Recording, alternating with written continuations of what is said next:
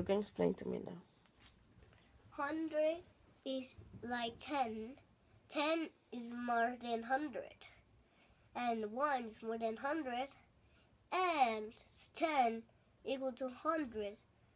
And my pad knows that 100 is equals 10. And when you take it out, 100 equals to 9. That means it's 90. And 7 equals to 100. That means it makes equal to 89.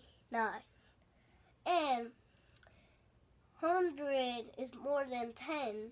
So 1 is equal to 10. 10 is equal to 200.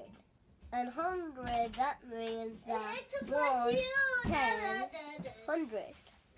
And that's it.